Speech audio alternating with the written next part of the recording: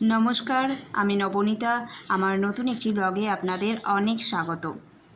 আজকে শনিবার, তাই ডোডোর পাপার ল্যাব ছুটি রয়েছে। তাই সকালবেলা উঠেই আগে ফ্রেশ হয়ে রান্নাঘরে গেলাম চা বানাতে। আমরা দুজনে চা খেলাম আর আমার ছেলেটাকে 2টো বিস্কিট দিয়ে কমপ্লেন দিলাম। এরপর ডোডোর পাপা নিচে গেল ঠাকুরের জন্য ফুল তুলতে, আর আমি ঘর ঝাড়ু দিলাম, ঘর মুছলাম, জামা কাপড়গুলো ডুবিয়ে রেখেছি, একটু পরে কাচবো। তার আগে জলখাবারটা বানিয়ে নিই। আজকে একটু উত্তাপাম বানাচ্ছি। টক দইয়ের মধ্যে সুজি ভিজিয়ে রেখেছিলাম, আর তাতে গাজর গ্রেট করে দিয়েছি, পেঁয়াজ কুচিয়ে দিয়েছি। কাঁচা লঙ্কা দিলে ভালো লাগে, কিন্তু আমার ছেলে যেহেতু খাবে কাঁচা লঙ্কাটা আমি অ্যাভয়েড করলাম। আর আমি যে বেটারটা বানিয়েছি এতে কিন্তু জল দিইনি একদমই, শুধু টক দইয়ের মধ্যে সুজি দিয়েছি। তো থিকনেসটা ঠিক এরকম হবে। আর গাজরটা গ্রেট করে দিয়েছি, পেঁয়াজটা কুচি করে দিয়েছি। পেঁয়াজ গ্রেট করে দিলে হবে না। তারপর আস্তে আস্তে তেল ব্রাশ করে এইভাবে মানে নিচের পিঠটা হয়ে গেলে একটু উল্টে ওপরের পিঠটাও সেঁকে নেব। আর এদিকে এটা একটা সস বানিয়েছি মেয়োনিজ আর টমেটো সস দিয়ে। এই সসটা দিয়ে উত্তাপাম খেতে বেশ ভালো লাগে। আর এই উত্তাপামটা বানালে আমার ছেলে খেতেও যেহেতু খুব ভালোবাসে, তাই ওকে বানিয়ে দিয়ে দিলে ওর নিজেই খেতে পারে, মানে আমার আর খাওয়ানোর ঝামেলাটা থাকে না।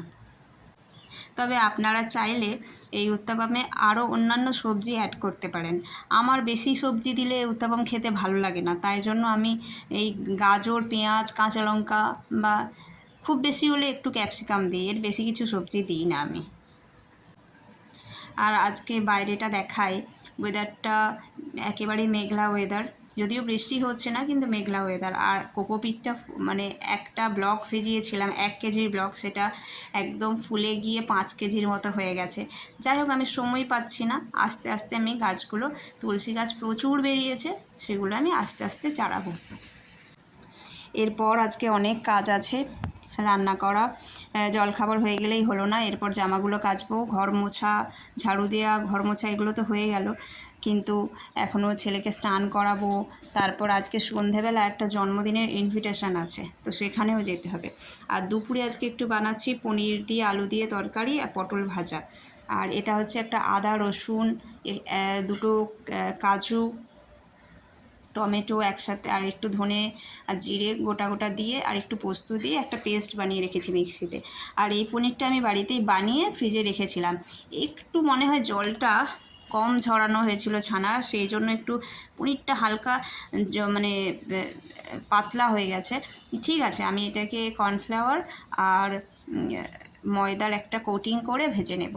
কড়াটা গরম হয়ে গেলে আস্তে আস্তে এটা পনিরগুলো ভেজে তুলে রেখেছি। এবার কড়ার মধ্যে একটু ফোড়ন দিয়ে সাদা জিরে, গোলমরিচ, তার সাথে বেশ একটা মিক্সড ফোড়ন পাওয়া যায়, সেটা আমি কিনে রাখি। সেই ফোড়ন, তাতে অনেক কিছুই থাকে, তো সেই ফোড়নটা দিয়ে তাতে একটু পেঁয়াজটাকে ভেজে ভেজে তারপরে যেই মশলাটা আমি মিক্সিতে করে রেখেছিলাম ওই মশলাটা দিয়ে দিলাম। আর সবার শেষে তরকারিটা হয়ে গেলে নামানোর আগে আমি বাটার দিয়ে দেবো।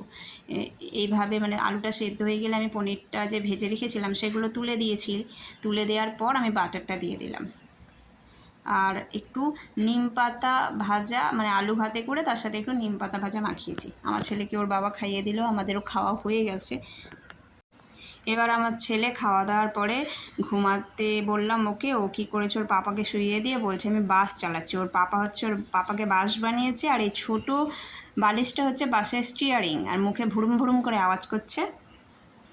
আর পাপার হাতগুলোর মধ্যে পা রেখে বলছে এটা ব্রেক, আর কি বাসে এরম ব্রেক দেয় মাঝে মাঝে, ওরমভাবে ব্রেক দিচ্ছে। আর এই ছবিটা হচ্ছে আজকে আমাদের একটা জন্মদিনের ইনভিটেশন আছে, সেখানে যাওয়ার জন্য রেডি হয়েছি।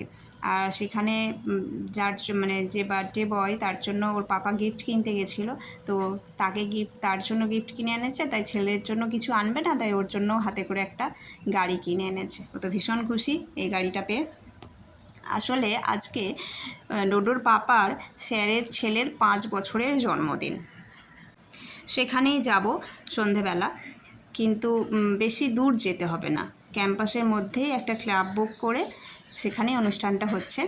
তার আগে আমরা একটু যাব, ডোডো যেহেতু সোমবার থেকে স্কুলে যাবে, তো কয়েকটা বই কেনার বাকি রয়েছে। আজকে সন্ধেবেলা একটু আগে বইটা কিনে নিয়ে আসবো, আর অনুষ্ঠানটা যেহেতু একবারে ঘরের কাছেই, তাই জন্য আমাদের বেশি একেবারেই বাইরে, ক্যাম্পাসের বাইরে যেতে হবে না, তাই জন্য আগে বাইরের কাজটা মিটিয়ে আসি। ওর বইগুলো না কিনে আনলে আমাদের আর সময় পাবো না, কারণ কালকে রবিবারও বইয়ের দোকান খোলা। তবে কালকে আমরা আরেকটা অন্য জায়গায় যাব। ডোডোর পাপার আর একজন সিনিয়র স্যার আছেন, উনি এবং ওনার মা, তারা আবার কালকে ইনভাইট করেছেন। কালকের ইনভিটেশনটা রয়েছে রথযাত্রার জন্য। রথযাত্রা উপলক্ষে ওনারা একটা মন্দিরে আমাদেরকে ওনারা যান সেই মন্দিরে, তো ওই মন্দিরেই নিয়ে যাবেন। তো আমাদেরকেও ইনভাইট করেছেন, তো আমরাও যাব কালকে ওনাদের সাথে। সেই জন্য কালকে হয়তো একেবারেই সময় পাবো না, কারণ একেবারেই সকাল সকাল বেরিয়ে যেতে হবে।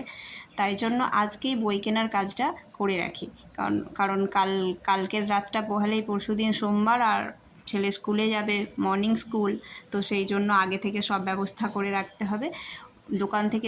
বইয়ের দোকান থেকে ঘুরে এসে তারপর আমরা জন্মদিনে যাব। সবাই ভালো থাকবেন। আজকের ভিডিওটা এখানেই শেষ করছি। কালকে মন্দিরে গিয়ে কীরকম কী মন্দিরে গেলাম, কেমন ঘুরলাম, ওখানকার মন্দিরের নিয়ম রীতি সব, বা মন্দিরটা কীরকম, সব কিছু কালকের ব্লগে জানাবো। তার আগে এই ভিডিওটি যদি ভালো লেগে থাকে তাহলে একটা লাইক করে দেবেন। আর আপনি যদি আমার চ্যানেলে নতুন হয়ে থাকেন তাহলে চ্যানেলটি সাবস্ক্রাইব করে পাশে থাকার অনুরোধ রইল। চ্যানেলটি সাবস্ক্রাইব করা থাকলে আমার পরবর্তী ভিডিও যখনই আমি আপলোড করব তখন এই লিঙ্কটা আর আপনাদেরকে আলাদা করে শেয়ার করতে হবে না। আপনারা ইউটিউবটা খুললেই আমার নতুন ভিডিওগুলো আপনার কাছে চলে আসবে। তাই সবাই ভালো থাকবেন, সুস্থ থাকবেন। দেখা হচ্ছে আমার পরের একটি ব্লগে। আর ভিডিওটি কেমন লাগলো তা কমেন্ট করে জানাবেন। আর যেটা আগে বললাম, ভিডিওটি ভালো লাগলে একটা লাইক করে দেবেন। খুব তাড়াতাড়ি দেখা হচ্ছে কালকের ভিডিওতে। Bye bye.